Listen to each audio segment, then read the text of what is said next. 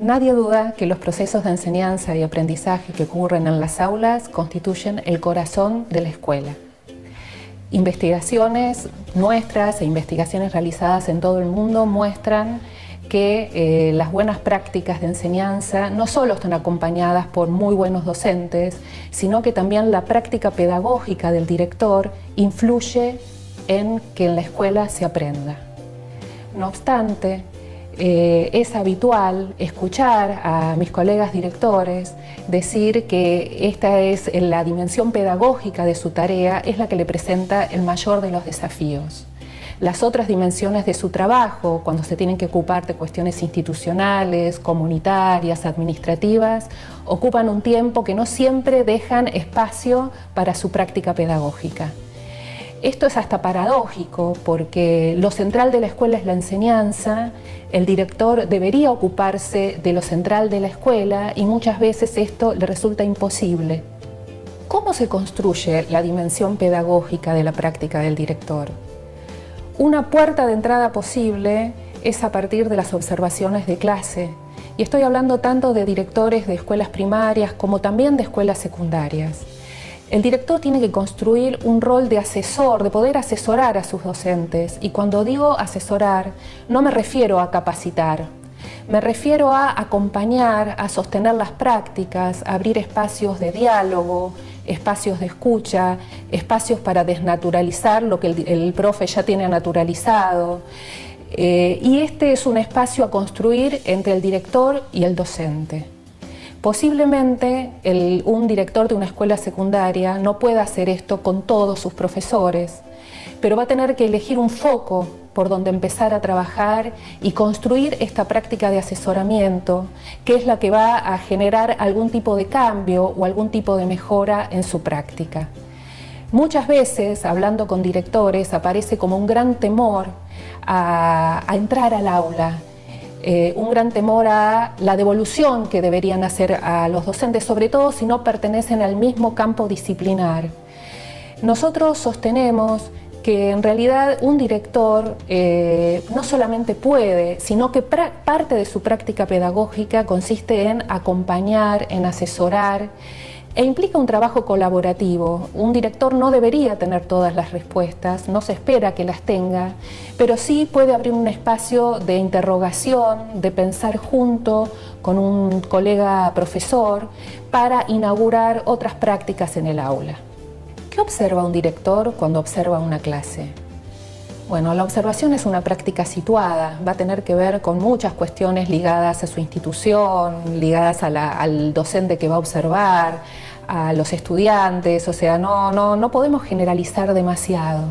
Sin embargo, hay algunas cuestiones ligadas a la observación, como podríamos decir básicas, que podrían estar presentes en todo acto de observación que realiza un director en su escuela. Por ejemplo, en primer lugar, observar qué ocurre con el contenido de la enseñanza. Nosotros sabemos que cada acto pedagógico incluye un docente, alumnos y cierto contenido a enseñar. Respecto de ese contenido, la información que circula en el aula tiene que ser clara. Ese es un requisito. Esto no quiere decir que la clase comience con información clara, porque tal vez comienza con una pregunta y recién al final de la clase se llega a aclarar el enigma. Pero lo que quiere decir es que en algún momento de la clase tiene que quedar claro para los estudiantes qué se estuvo aprendiendo, qué se estuvo enseñando, sobre qué trató la clase. En nuestras investigaciones, muchas veces, cuando termina una clase, les preguntamos a los estudiantes, bueno, ¿y qué aprendiste hoy? ¿O qué te enseñaron? Y no nos pueden responder. O no saben bien de qué fue la clase. Esta cuestión de la información clara, no solamente respecto del contenido, sino también información clara acerca de lo que se le pide al estudiante que haga durante la clase. Parece una cuestión del sentido común, tal vez lo sea, pero no siempre la información clara está presente en una clase y sería una cuestión que el director debería observar. Un segundo elemento sobre el que el director podría preguntarse cuando observa una clase es acerca del sentido que tienen esos contenidos que se están enseñando para los estudiantes. Últimamente escuchamos a menudo hablar a los chicos acerca del sinsentido de lo que me enseñan en la escuela. Me aburro, no me gusta lo que me enseñan, no lo entiendo, no entiendo para qué estoy aprendiendo esto, para qué me lo están enseñando. Es un aspecto ligado a la motivación del estudiante. Aquello que se enseña debería tener alguna ligazón con sus intereses, con la vida de los jóvenes, con cuestiones relacionadas con el afuera de la escuela. No siempre en la escuela ocurre esto, no siempre en las clases hay una referencia a algo que le otorgue sentido a lo que se enseña. Esa es una responsabilidad del docente. Sabemos que el docente tiene un mandato curricular que cumplir. El currículum es ley dentro de la escuela. Hay algo que un docente de una escuela de gestión estatal o de gestión privada tiene que enseñar en determinado momento. Sin embargo, también el docente tiene espacios de libertad para planificar, pensando en sus alumnos, pensando en su grupo, pensando en el contexto. Es ahí donde la pregunta del sentido encuentra un lugar. O sea, creo que un trabajo importante del docente es cuando planifica y cuando enseña, pensar en el sentido de aquellos contenidos que enseña para sus alumnos. Un tercer aspecto que el director podría enfocar cuando observa una clase es qué tipo de interacción ocurre dentro del aula. ¿Cómo se da esa interacción? ¿Interactúa el docente con todos sus estudiantes? ¿Interactúan los estudiantes entre sí?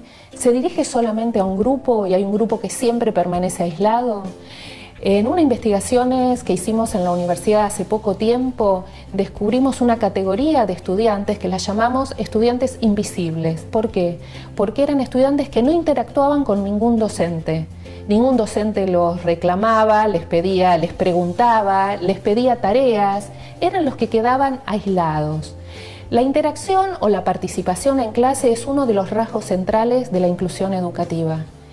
Creo que es un rasgo esencial que un docente debe tener en cuenta cuando enseña y que un director debe tener en cuenta cuando observa en una clase. O sea, ¿qué tipo de interacción se da? ¿Es una interacción que interroga sobre lo que el estudiante está aprendiendo? ¿Es una interacción que solo ayuda a que el docente continúe con su enseñanza y solo pide una muletilla para avanzar con lo que quiere decir, porque en casi todos los casos se trata de un tiempo que no sobra y de un contenido que es demasiado abundante?